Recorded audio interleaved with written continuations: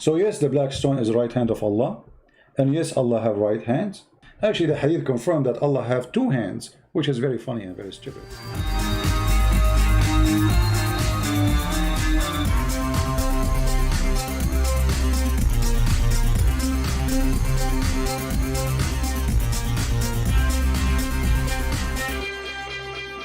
Hello everyone, and peace of Christ all of you. Please invite your friends and let us share this topic together. Now, I'm not going to play the video of this lady in the screen. However, I have a link down there. You can watch it. Supposedly this lady, she claimed that when she was 15, she was doing Hajj with her family in Mecca. She was sexually assaulted. One grabbed her bum, and the other one he grabbed her breast. Now, I'm not going to go into details if this is true or not. It might be true. It might be fabricated story. We don't know. However, by speaking about this topic, she opened the door for a lot of women to share their stories about what happened during visiting the Kaaba. So they make a hashtag in Twitter, the mosque me too. So speaking about women going to the Kaaba and get sexually assaulted during the Hajj. And look like there's a lot of women, they suffer from the same problem when they go to Saudi Arabia to practice the Hajj. But here the question is, why a woman, she want to go to such a place? Don't you know that in such a place you can get sexually assaulted? Look at this. This is a place have tens of thousands and small tiny square, especially during the Hajj. 5,000 people get killed by stepping in the top of them in one of the years in the Hajj, not long time ago. So why you want to go there? Why somebody want to take his daughter, she is 15 years old, to such a place? I don't understand the logic. So today I'm not going to really read and discuss the articles and those posts in Twitter about women speaking about what happened to them in the Kaaba, but we will discuss something more important. The tradition of the Kaaba is the tradition of sexual assault. Look at this. Look at this madness. So the problem is not that there is a perverted man, he touched you. The problem is that we have a religion, which is garbage religion, making things worse. This is the best place to spread corona. This is the best place to spread sexual assault. Someone might say, well, there's some Christian priest, they do the same. They do like they are child molester, or even some maybe they do bad things with women. This is true. But the church, it's not that crowded, will give a chance to a man to molest a woman. And if a woman, she got something happened to her, she can report this guy and expose him, and everybody will spit in his face. But in such a place, how you can report anyone? This God who come with this idea that we have to do Hajj, don't he knew that time will come and we will become billions? But going back in history, we should know that the Hajj always was a sexual practice. As an example, if we go back, we will notice that Muhammad, after he took Mecca, took him very good time before he announced that nobody can walk around the Kaaba naked. And what kind of religion was a practice around the Kaaba where people go totally naked? What is exactly they used to worship in this Kaaba? And here we go back to the roots of this religion. This is a very sexual religion, where women, they used to go around the Kaaba totally naked, wearing nothing.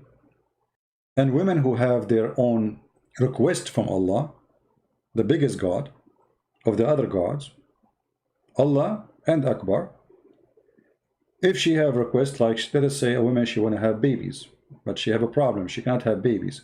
So when they have their period, they go around the Kaaba, and then they stand in the front of the black stone, and they touch their private part, and then they take the blood from their private part and they place it inside the black stone.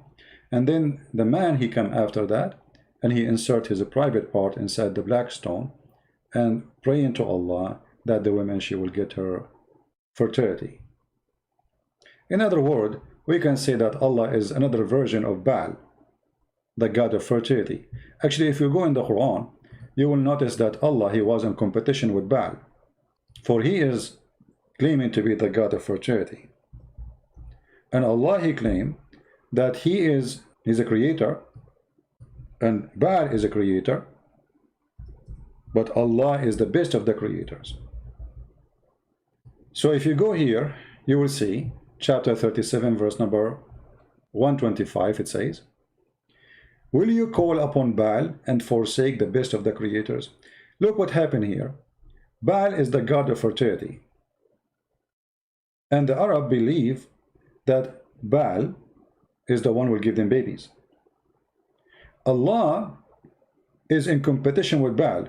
I am the one who give you babies. I am the best of the creators. And by acknowledging that he is the best of the creators, that means he acknowledged that Baal is a creator too. So he is the best of what? The creators. Okay, how many creators we have? He just named one for you. Allah acknowledged that Baal, Aka Muhammad, acknowledged that Baal is a creator, but he is upset because how you call upon Baal when I can do better? So the god of fertility is very well embedded in the cult of Islam. It's just a competition between two gods. If we go actually to the black stone itself, we will find that the black stone itself is made in a shape of a vagina, presenting the purpose of the black stone. This is the black stone, as you see. And you can tell right away that there is something wrong with the shape. I mean, what this shape is about? What is this?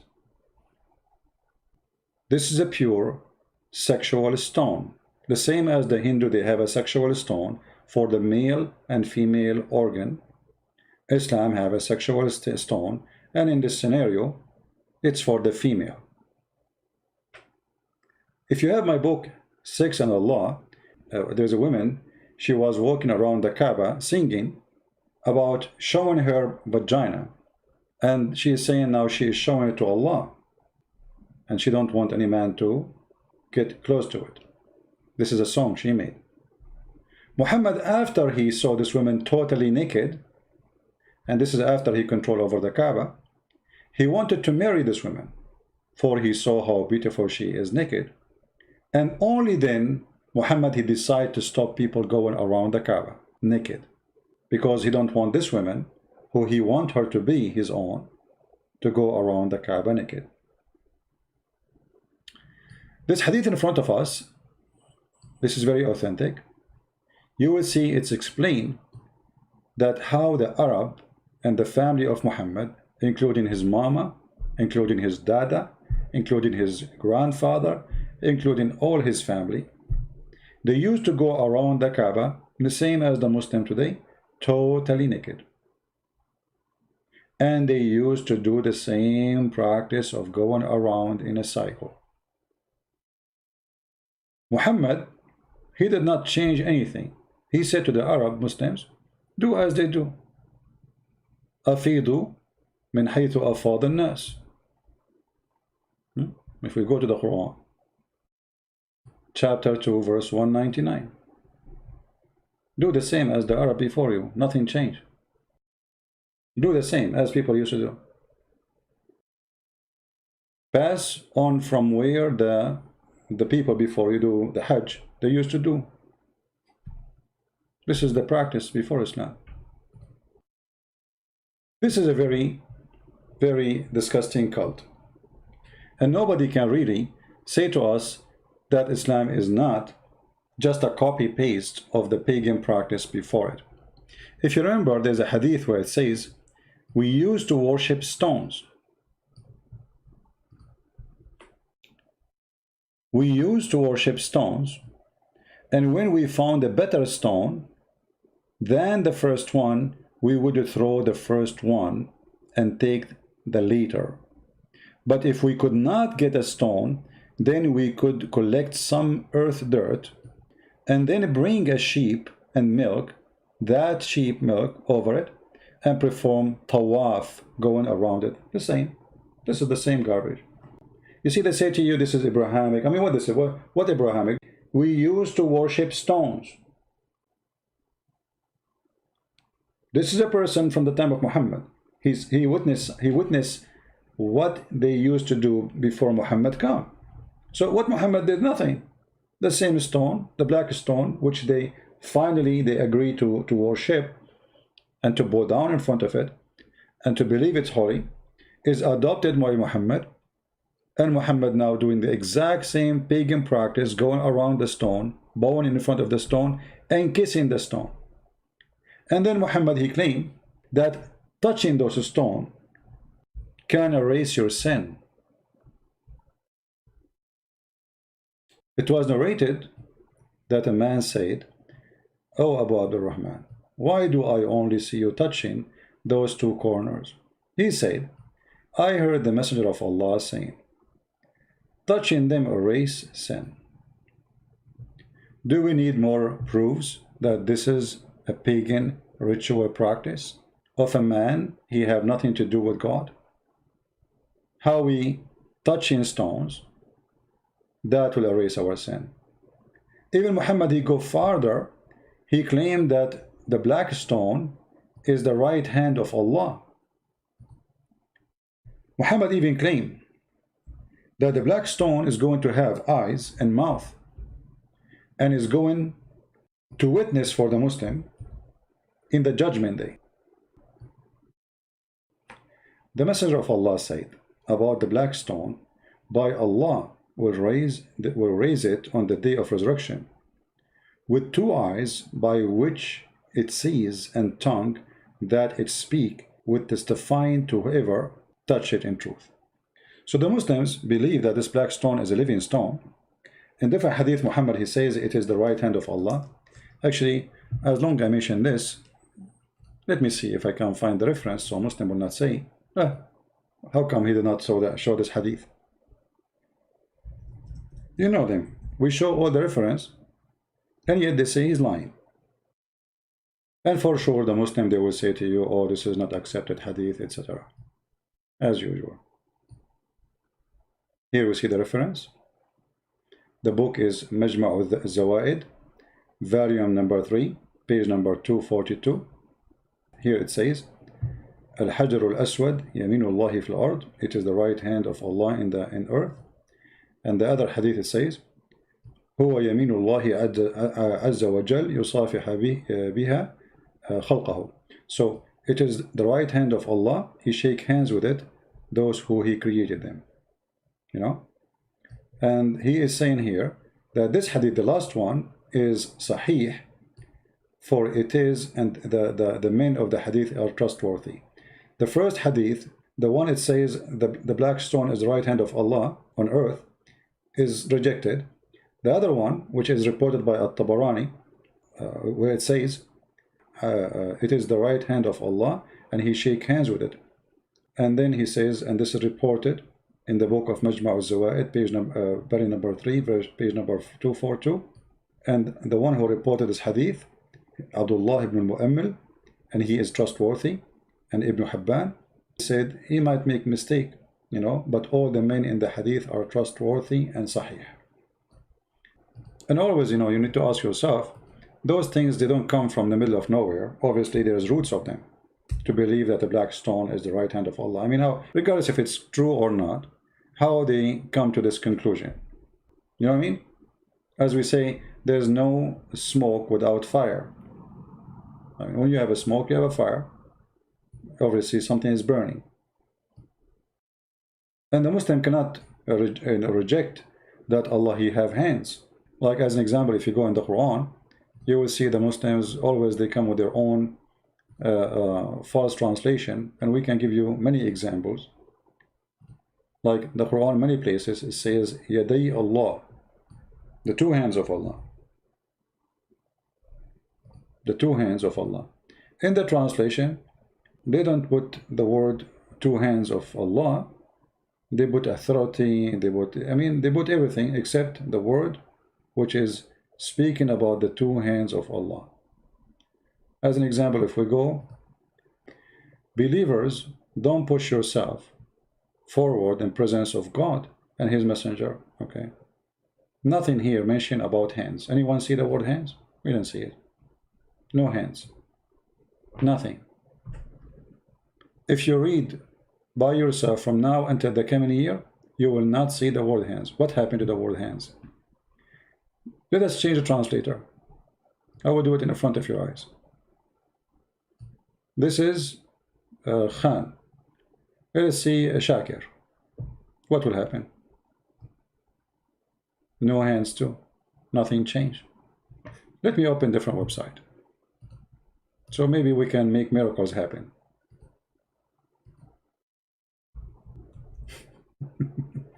You see how hard our mission is? We are not debating about a cult. We are fighting deceptions all the way to the bones. This cult, based on deception, everything run in it is nothing but pure deception. Nothing, period. This is Quran.com. All right, let us try our luck. Maybe our luck will be different. Now let us see. All right, there's no hands until now. Let us go to setting, and now we choose translation. Let us add some translation. I will add them all the one they have in the website for the same verse. Read with me carefully. Dr. Ghali, Dr. Muhammad Ghali, do you, O who believed, be not forward before, literally, between the two hands of Allah. How come every single translation, the word hands of Allah is gone? Do we have to struggle, go translation after translation after translation, searching everywhere?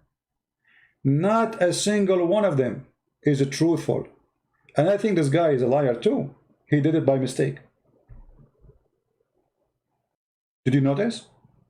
And look what he said. Literally. It's not metaphorically. If you go then to the rest of the translation, nowhere it says the word hand at all. Not a single one of them. So if we do not have one translation getting them the rest busted, all of you will say, Christian Prince, no way. All of them, they are saying something and you are saying something. You know what I mean? So yes, the black stone is the right hand of Allah. And yes, Allah have right hands. Actually, the hadith confirmed that Allah have two hands, which is very funny and very stupid. Both hands of Allah are right. Do you see it? And both of his hands are right hands. So when we talk about the cult of Muhammad, we have to remember that we are fighting deception, lies, sexual religion, 100%. You see, all of Islam is about sex.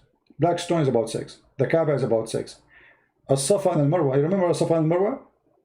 It is a sexual practice of Hajj, where they have statues for a male and female, one in a small mount and the other one in the other mount, facing each other. And the Muslim, they go between them, which is a statues for a male. He have sex with the female inside the Kaaba. And the Arab, especially Al-Ansar, they used to worship them and go between them. And Muhammad adopted the same story. So when you want to complain, as we saw this woman, she's complained about sexual assault in the Kaaba. Why you go to the Kaaba? Don't you know that this is the best place for sexual assault? This religion is about sex. When you accept to marry, you accept to be a Muslim woman, you accept sexual assault, part of the contract. Why? Because according to Islam, your husband, he can rape you. Islam allowed the man to beat you. By saying I'm a Muslim, you accepted the terms and the conditions. If you are a Muslim with no choice, you are born in a family, they are Muslims, and you get a chance, like you are in America, you are in England, you are in a free country, and you don't leave, That means you accepted the terms and the condition. You don't have the right to complain. Read it, leave it. All right, guys, I think we have enough for today. I hope you did enjoy our program. Don't forget to download. Many, they ask me why I don't keep my videos. There's many benefit of that. That encourage Christians to download and share everywhere. Add subtitle in their own language. In the same time, make me feel that I did not do anything yet. Because I look at my shelf, it's empty. I mean, what is my videos? Yes, they are not in my channel. I want them to be in your channel. I want you to help yourself and receive the blessing of the Lord by saving the life of somebody. Because when you post a video and somebody is saved by that video, you receive the blessing, because now this is your work. When you add a subtitle in your own language, in your own country, and people, they watch it and they learn from it, and you never know who you save, you receive the blessing. Without even knowing, but the Lord, He knew. Maybe you do not know, you save the life of who? But trust me, the Lord, He know what happened. The Lord, He knew that it is you who took a video, took from your time to download, to add subtitle, to do whatever editing you need to do. You did work, and this is your fruit. I want you to have a great fruit, for time will come and nothing will help you except the fruit you do. Many people, they say that we are saved by faith. This is true. Our faith saved us. But the Bible says, faith without fruits is dead faith. Which means the Lord, when He said, from their fruits you shall know them.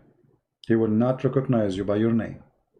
He will not recognize you by saying, Lord, Lord, as it's mentioned in the Bible. For He said, not everyone say to me, Lord, Lord, will enter the kingdom of my Father, but the one who do His will. Do His will. And His will is, go and teach and preach. Bring people to me. Be a fisherman and women. Save before you ask to be saved. Even our Father art of heaven is you asking the Father to forgive you after you forgive to others. That is the terms and conditions of the Lord to be in His kingdom. In order to receive, you have to give. In order to be forgiven, you have to forgive. In order to be answered, you have to answer others. The Lord, He says, I was hungry and you feeded me. I was thirsty and you gave me drink. I was a stranger, you took me in. Prisoner, you came to visit me. I said, Lord, when we did that to you? He said, when you do it to my brothers, you do it to me. So every good fruit you do it to someone, the one who receive it is the Lord. It's not even that person. That person is a receiver, yes. But the real receiver, the one who receive your work, is the one who created you, your creator. So I encourage you all to do good work, and sometimes the hard work is done by somebody else. Like now, my work is so easy compared to what Paul and Luke and Mark and all the great disciples they did. They paid their life. They crucified them upside down. They did feed them to the animals to eat them alive. So we cannot compare really what we are doing to what is done by the great Christians before us. Can we do little of what they did? Just little? If you cannot do the little, ask yourself, so why you call yourself Christian? And what is a Christian about you? So I encourage all to be partner with us in what we do. Download the videos, add subtitle, share the books, help people who need help, invite people here to our channel, invite Muslims to debate us. For all of this will help us for the glory of the Lord, not for the glory of Christian Prince. Christian Prince, he have no glory for a very simple reason. None of you knows who is this guy. The Lord, He says, if you give with the right hand, don't take the other hand, no. None of you know who I am, and I receive no glory of myself. People talk about me, but who is me? They don't know. No glory, but a glory to the Lord. I want to say thank you all, and I want to say thank you for those who support us by donation too. We appreciate you. And again, reminder, if somebody contact you, ask you for donation in my name, never send any money in my name to anyone. I don't have PayPal. I don't have any other account besides Patreon, the one you see on the screen. and I will not send you text messages or in Skype or anything to ask you for donation. All my work is for free. Those who donate, they are not receiving a special treatment. My books is for free, and all my work is for free. So donation is just to support what I do. It's not a privilege for those who make a donation. It is good people who believe that they should support me, and they do. But we don't treat them differently. So if you are a poor person, I invite you to subscribe to Patreon, because who said you have to donate? Most of people who have in my Patreon, they are not donating people. So I invite you to subscribe there, so you can receive update when we will go live, because most of the time YouTube don't even send notification. You don't have to donate a single dollar. You don't need to, unless you love to. Our work is open for all, and I love you all. The poor, the rich, the one he have, and the one he don't have. We are a family, and we are not a business. Thank you for being here. May the Lord bless you. Until we see you soon again. Christ is Lord. Islam is false. And thank you very much. Take care.